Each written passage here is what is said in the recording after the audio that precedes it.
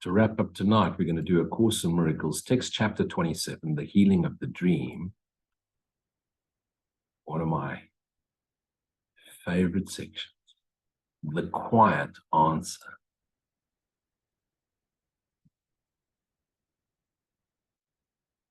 The quiet answer. Think about it. Sounds paradoxical, but yet it's the ultimate truth. In quietness are all things answered. Abide silently in the self. Silent stillness. Be still and know I am. And is every problem quietly resolved? When thoughts, how do you suffer?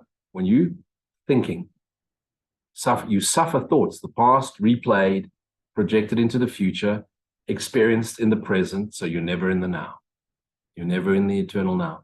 Because even in the now, you're either in the past or in the future. Replaying, resisting. When thoughts are cleared, where's the resistance? What are you resisting? Thoughts are. Resisting what is. In conflict, there can be no answer and no resolution.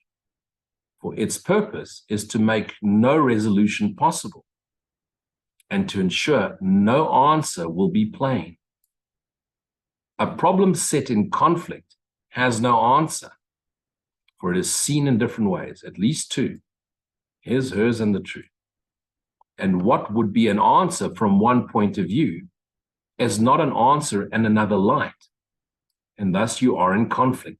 And so whenever you're in conflict, realize you've gone into wrong-mindedness. Because in right-mindedness, the answer is simple. Clarity. Thus it must be clear. You cannot answer anything at all. For conflict has no limited effects. So it just, you find a solution in this world and another one springs up. Find a solution in the world, another problem springs up. You never get out of it. Ego is designed to seek, but do not find. Yet if God gave an answer, there must be a way in which your perceived problems are resolved. For what he wills has already been done. And that's a very fundamental understanding of the Course, because what the Course says is that we fell asleep and we woke up instantly. So we're actually never left God. We realize that there's a part of us that knows we haven't left God. There's a part of us that's trapped in the script that played out in our dream. And so you're not actually here now experiencing this. You're in God, but you haven't forgiven your memory. And so you're actually replaying a memory as if you're moving forward in time, but it's a memory that has never existed. It's like when you wake up in the morning and you've had a nightmare, a horrible dream, you've gone downstairs and had a cup of coffee and you're having your first morning cigarette, very holy practice, and you're contemplating and you're replaying the dream, which was a horrible nightmare, and you haven't forgiven what was done to you in the dream. That's what's happened. You're awake in God, and a part of you is stuck in the dream. Forgive and remember where you are. Be as you are. Be the love of God. Thus, it must be that time is not involved, and every problem can be answered now because you are in God's answer always. Yet it must also be that in your state of mind, solution is impossible while you replay the dream of this illusion. Therefore, God must have given you a way of reaching to another state of mind in which the answer is already there. And again, I state for the word, for the record, the word of God is a gross mistake in understanding. There is no word. God is the silent stillness. And it's a misinterpretation because it's someone's misinterpretation and they put it into, first there was the word and the word was God. No. There is only God.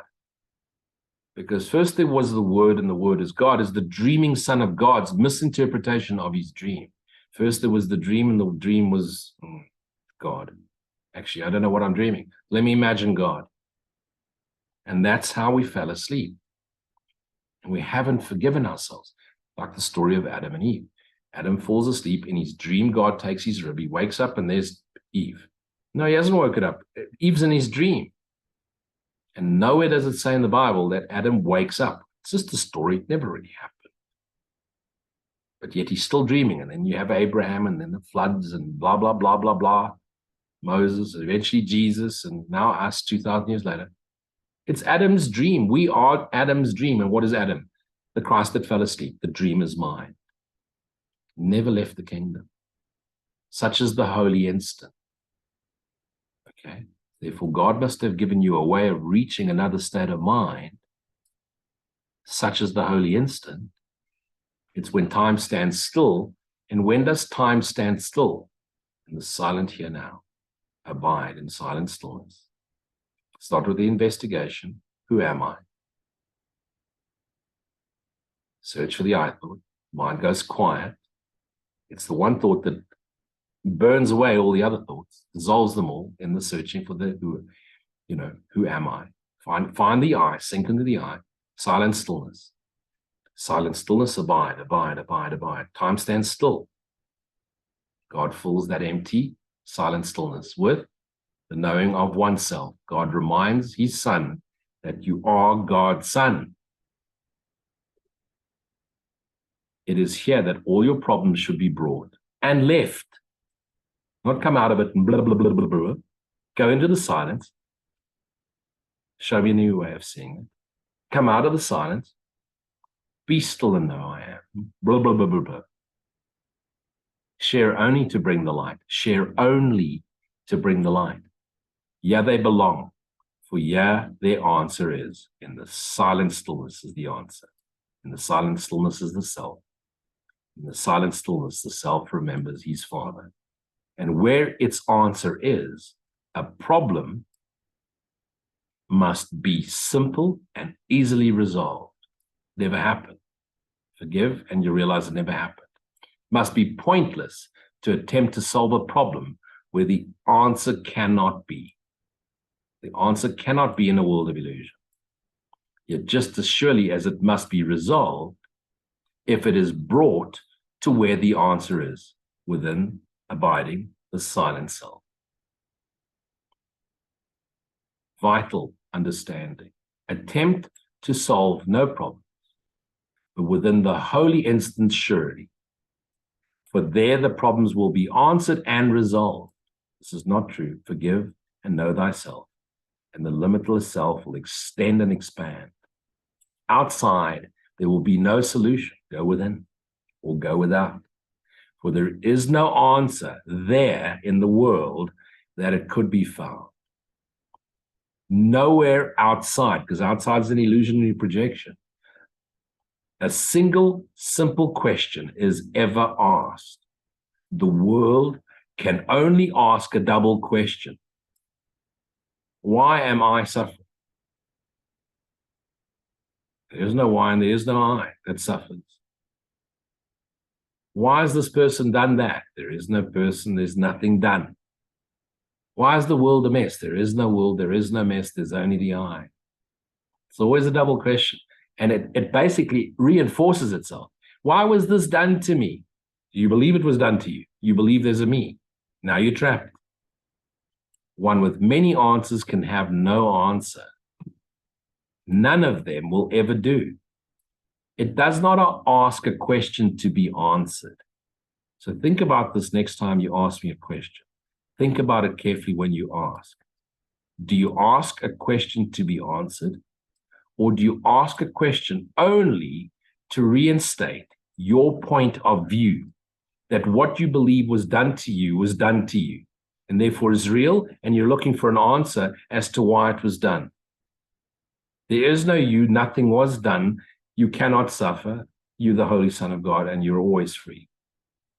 So remember, when you're asking a question, but, and why, and what if, but why, you're saying it, you're reinforcing that it happened, and now you're looking for absolution, you're looking to resolve, you're looking for a reason why it happened to you. There is no you to which it happened, nothing happened, you but dreamed, Holy Son of God, that you're fractured, and you think you're experiencing a part of you through what you call you, and yet 8 other billion parts are experiencing the same dreaming mind. And hence the lessons are always forgetfulness, separation, must have been abandoned, must have been rejected, weren't good enough, done something wrong, going to be punished by the thing you imagined to be God, eternal damnation, sin, fear, guilt. That's it. That's the formula. And yet, the I am, that I am, is the extension of God. What's the extension of God? Well, I can give you a concept. Why don't you try and experience it for yourself? How? Be thyself knowingly. Be as you are. Abide in the silent stillness. The essence of you is peace. The essence of you is love. It's the very thing you search, and it's always within you. It's your life force. That life force is yourself, is your soul, is the Christ, is the extension of God's love. But you won't know it until you abide in its essence. And what is its essence? Silent stillness. God is silent stillness. God has never uttered a word. All questions asked within this world are but a way of looking, and therefore projecting. Looking is projecting, not a question asked. You're actually reinforcing your point of view by asking a question. A question asked in hate cannot be answered because it is an answer in itself. Hatred is the answer to itself, which isn't true. A double question asks and answers, both attesting the same thing in different form. The world asks for one question. It is this: of these illusions, which of them are true? Did this happen? Why did he do this? Can I go there? What's going to happen? What's the future hold? Why am I suffering? Loopy, loopy, loop. Stuck on the loopy loop. Which one of these illusions is true? None of the above. Nothing real can be threatened. Nothing unreal exists. Herein lies the peace of God. Nothing you've ever imagined that's happened to you. Nothing you're ever imagining will happen to you, the future. You want to read the crystal balls and get the tarot. There's no card, there's no future, there's no you. There's no past, there's no suffering, there's no you. The real you is the silent essence of the self, that which is peace, love, joy. Which one establishes peace and offers joy in the illusion? Which one will serve me best? What should I do? What's the meaning of the world? What's the purpose of the world? What's the purpose God gave me in this world? God didn't give you the world, didn't give you a purpose either, but to be yourself knowingly as that which is the love of God, and which can bring escape from all the pain of what this world has made. Which path should I follow? How should I meditate? Who should I listen to? Which guru is better than the others? How do I appease? How do I please? How do I be still and know? Be still and know I am. And you will know your Father as you know yourself. Whatever form the question takes, its purpose is the same, to trap you in searching. It asks, but to establish sin is real, the world is real. What happened to you is real. The pain you experienced is real. You are a victim. That's what the question's for. And answers in the form of preference. Victim or victor, which one do you think you are? Whichever one you think you are is the one you'll behave as. But if you know yourself as the eternal spirit, which is the extension of God's eternal spirit, what happens to the idea of this world? Which sin do you prefer? That one, that is the one you should choose. That's what it does. Which idea of yourself, which sin? The others are not true. So you are this, you're that, you're this, you're that. What can the body get that you would want the most of all? What could it get? Ice cream? Good answer. The rest, not point. Ice cream is real. Ice cream is real. I insist, ice cream is real. The rest is an illusion. Sorry, couldn't help myself. Love ice cream. Love ice cream. It is your servant and also your friend. And the body is your servant and your friend. So you love it when you love it, and you hate it, and then you punish it. But tell it what you want, and it will serve you lovingly and well. And this is not a question, for it tells you what you want and where to go for it. It leaves no room for questioning its beliefs, except what it takes questions for. What it states is always. And so if you look at the mechanics of belief, if you believe in it, it's true for you, and then it happens to you. And then you can see how people in religions get trapped in belief because they believed it and therefore it's real for them, and then they blame God for everything. Or then they don't understand it, and so they don't want to blame God because now they've affirmed that they love God, and so they go, well, God is, it's not for our mind, it's for God's mind. So we can't go there, it's for God's, which is just a denying of what you really wish, and then deep inside you, that resentment and the hatred grows. So people that claim to love God and claim to be devoted and love to soapbox and preach and look at me, deep inside there's a resentment. And since they can't hate God, because that would mean eternal damnation, they find an enemy that they can attack and say, that enemy wants to take God away from me. And yet it's their own self-hatred and their own rejection of what they imagine God to be, which doesn't please them. The pseudo question has no answer. It dictates the answer even as it asks it. Thus is all questioning within the world a form of propaganda for itself, just as the body witnesses are but the senses from within itself. So the answers to the questions of the world contained within the questions that are asked. And you've heard, the wisdom is always in the question. The wisdom of the world is always in the question. So the body's witnesses are but the senses from within itself. And the body's witnesses then want to say, but I'm empathetic. I have empathy. I'm hypersensitive. I'm hyperintuitive. I have a sixth sense. I feel the pain of others. I, separate self, feel, illusionary construct, the pain, illusion of others, illusion. And now you are a super sensitive empath, suffering the pain of the world, believing you're special because you're sensitive, and you believe sensitive is spiritual, intellect is ego, sense is spiritual. And of course, the intellect says sense is just stupid madness, and intellect is spiritual. Never the two shall agree. Never. You tell that to an empath, it's already pissed off. You tell that to the intellectual, just laughs at the empath. But tell the intellectual that intellect is pointless, you're intellectualizing nothingness, watch them get pissed off. Why? Pissed off? Reactive, defensive. Compassion's true. Compassion with love. Empathy, illusionary constructive senses. You cannot feel another person's pain, first of all, because there's no pain. Second of all, there's no other person, and you're only feeling your own pain, believing you're real, believing the pain's real, keeping you trapped in the idea of pain, think the world needs help, now you want to go fix it, but you can't because you're an empath, and it's so weighing on you.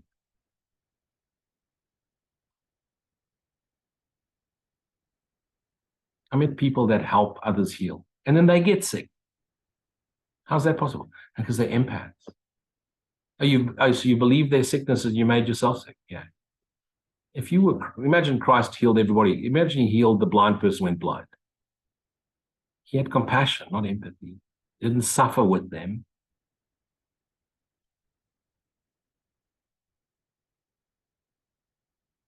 Spiritual people love the empath word. Get rid of it. Really, search it, research it, understand it. Not an empath, you're compassionate. Compassionate. No empathy.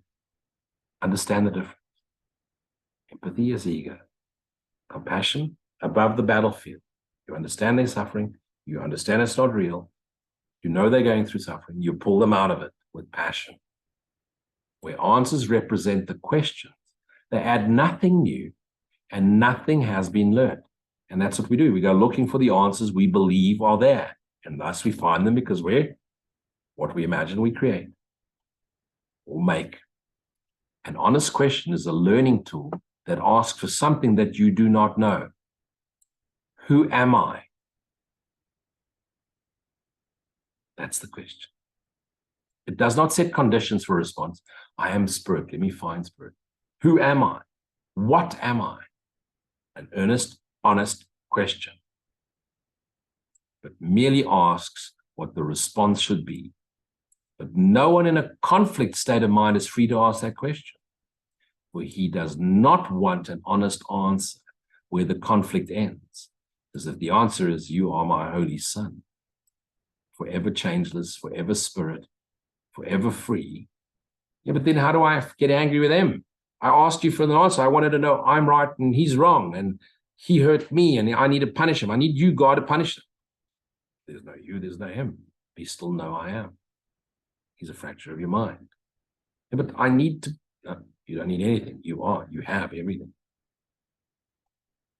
Only within the holy instant can an honest question honestly be asked. What is the holy instant? Be still and know I am. And in the holy instant, the holy memory returns. People think that's the only holy instant. No, the holy instant is being here now. This holy instant I give to you. Be you in charge that I may follow you. Completely certain that in your direction, Father, I will find peace. Where's the direction? Inward, silent stillness. Start every prayer like that. And from meaning, the meaning of the question, does the meaningfulness of the answer come. Here it is possible to separate your wishes from the answer, so it can be given you and also receive. Who am I? What am I? Show me another way to see this. Find I am I. Find the I, sink.